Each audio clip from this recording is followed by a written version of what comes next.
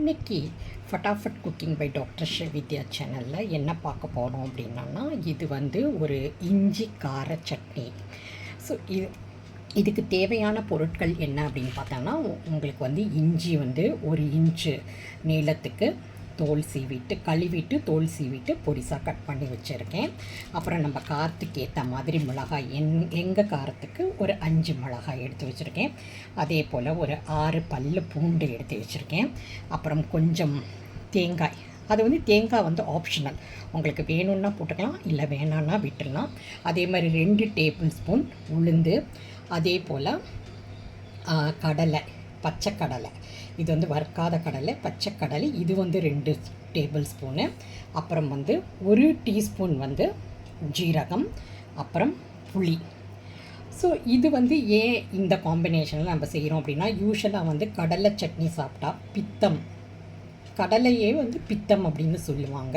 So பித்தம் வந்துச்சுன்னா தலை சுற்ற ஆரம்பிக்கும், வாமிட் பண்ணோம். அதனால தான் நம்ம முன்னோர்கள் வந்து கொஞ்சம் வெல்லத்தை வந்து சப்ஸ்டியூட் பண்ணி சாப்பிட சொல்லுவாங்க. ஆனால் அந்த வெல்லத்துக்கு பதிலாக நம்ம இஞ்சி சாப்பிட்றப்ப அது பித்தத்தை எடுக்கக்கூடிய சக்தி இருக்குது. அதனால நம்ம வேர்க்கடலை ஆட் பண்ணுறப்ப இஞ்சி வந்து சேர்க்குறது வந்து ரொம்ப ரொம்ப நல்லது. சப்போஸ் இது வேர்க்கடலை இல்லாமலேயும் நீங்கள் செய்யலாம், வெறும் வந்து இந்த உளுந்தை மட்டும் கூட வச்சு செய்யலாம். இது தவிர நமக்கு வந்து இன்னும் ஒரு பொருள் வேணும் அப்படின்னா, அது வந்து தக்காளி. ஸோ தக்காளி ஆப்ஷனல் தான், நான் வந்து ஆட் பண்ணுறேன். ஏன்னா குவான்டிட்டி கொஞ்சம் ஜாஸ்தியாகும் அப்படிங்கிறதுக்காக நான் 2 தக்காளியை வந்து ஆட் பண்ண போகிறேன். ஸோ இதை வச்சு தான் நம்ம வந்து இந்த இஞ்சி கார சட்னியை வந்து நம்ம செய்ய போகிறோம். காரத்துக்கு ஏற்ற மாதிரி நீங்கள் மிளகாய் எடுத்துக்கோங்க. இதில் இஞ்சி இருக்கிறதால அது வந்து ஜீரண சக்தியை அதிகப்படுத்தும். அது தவிர என்ன ஆகும் அப்படின்னா, உங்களுக்கு உடம்பில் இருக்கிற கெட்ட கொழுப்புகள் எல்லாமே குறைக்கிறதுக்கு இஞ்சி ரொம்ப உதவி செய்யுங்க. கெட்ட கொழுப்பு என்னென்னா லோ டென்சிட்டி லிப்போப்ரோட்டீன் அப்படின்னு சொல்லுவாங்க.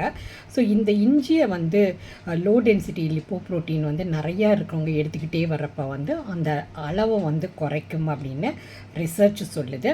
அதே எஃபெக்ட் வந்து இந்த பூண்டுக்கும் இருக்குங்க.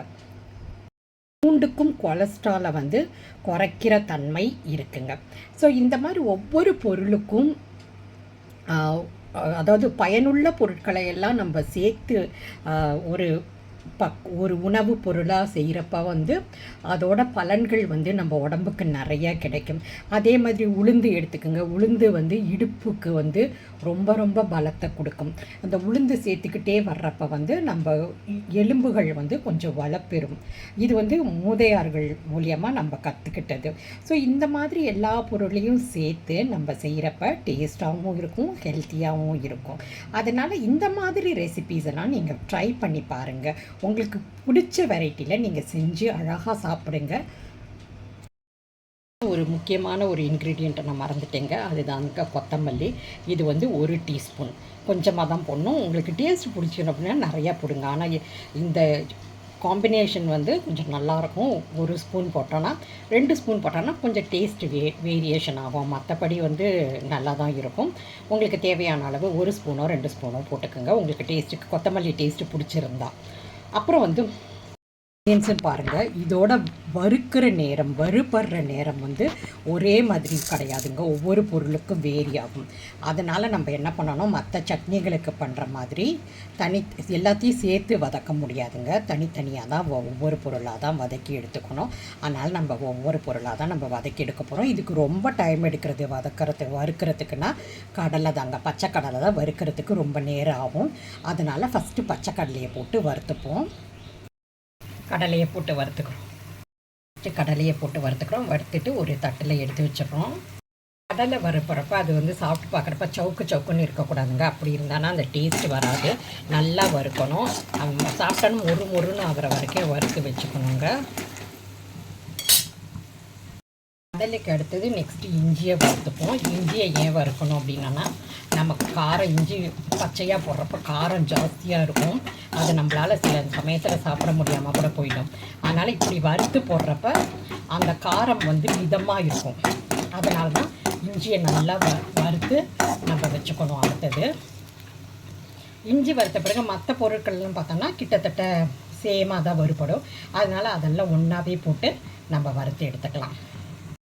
இஞ்சி வறுத்த பிறகு நம்ம வந்து உளுத்தம் பருப்பு, அப்புறமா வே மல்லி, அது 2 வறுத்த பிறகு பாதி வறுத்த பிறகு அதுக்கப்புறமா நம்ம ஜீரகம் போடுறோம், அப்புறமா வந்து பூண்டு போடுறோம், அப்புறமா வந்து புளி போடுறோம். இதெல்லாம் வதக்கிட்டு கடைசியில் வந்து மிளகாயும் தேங்காயும் போட்டு வதக்குறோம். மற்ற எல்லா பொருளையும் ஒன்றா சேர்த்து நம்ம வதக்கிக்கிறோங்க. இந்த வதக்குறப்ப ரொம்ப சிம்மில் வச்சு தான் அடுப்பை வைக்கணும். ஏன்னா ஜீரகம் வந்து தேஞ்சு போயிடும். அது தவிர வந்து நம்ம தேங்காய் எல்லாம் போட்டிருக்கோம். இதை நீங்கள் வந்து தக்காளியை வந்து கட் பண்ணிட்டும் நீங்கள் யூஸ் பண்ணலாம். நான் வந்து கட் பண்ணாமே அப்படியே முழுசாக போட்டு வதக்குறேன். அப்போ அது ஒரு டேஸ்ட்டு வந்து வேறு மாதிரி இருக்கும். நீங்கள் கட் பண்ணி வதக்குறப்ப அது வந்து ஜூஸ் மாதிரியே வந்துடும். நான் முழு தக்காளியை வந்து அப்படியே போட்டு வதக்கிக்கிறேன். கடைசியாக இது இப்போ ஒரு 4 நிமிஷம் வதக்கியிருக்கேன். இன்னும் ஒரு 2 நிமிஷம் வதக்கிட்டானா இந்த தக்காளி எல்லாம் சுருங்கி வந்துடும் பாருங்கள். இது தக்காளி எல்லாம் சுருங்கி வர ஆரம்பிச்சிருக்கு. இந்த ஸ்டேஜில் நம்ம அடுப்பை ஆஃப் பண்ணிவிடுவோம். அப்புறமா ஒரு நல்லா ஆற விட்டுட்டு உப்பு சேர்த்து நம்ம மிக்சியில் அரைச்சிப்போம். இப்போ நல்லா பாருங்கள், இதெல்லாம் நல்லா கலர் மாதிரி வந்துருச்சு. இதுதாங்க பக்குவம். இது வீடியோவில் வந்து உளுத்தம் பருப்பு கலர் மாற்றுறது அவ்வளோ சரியாக தெரியல. ஆனால் வந்து ரியலாக வந்து இப்போ நேரில் வந்து அது நல்லா செவந்து வந்துருச்சு. அதனால் நான் இப்போ ஆஃப் பண்ணிக்க போகிறேன். அடுப்பை ஆஃப் பண்ணிவிட்டு ஆற விட்டுடலாம். நம்ம சட்னி ஆறின உடனே மிக்சியில் அரைச்சிட்டு வந்துட்டோங்க. இப்போ நம்மளோட சுவையான இஞ்சி கார சட்னி ரெடி. அதுவும் ஒரு வித்தியாசமான டேஸ்ட்டில். இந்த டேஸ்ட்டில் வந்து யாருமே சாப்பிட்ருக்க மாட்டீங்க சட்னியை. இதுக்கு ஒரு தாளிப்பு வேணும்னா நீங்கள் கொடுத்துக்குங்க. நாங்கள் தாளிப்பு கொடுக்கறதில்ல, அதனால் வந்து நான் விட்டுட்டேன். இந்த சட்னி வந்து அவ்வளோ டேஸ்ட்டாக இருக்குது. வித்தியாசமான ஒரு டேஸ்ட்டு இருக்குது. இதில் வந்து ஜீரகத்தோட டேஸ்ட்டு தெரியுது, இஞ்சியோட டேஸ்ட்டு தெரியுது, மிளகாவோட காரம் தெரியுது.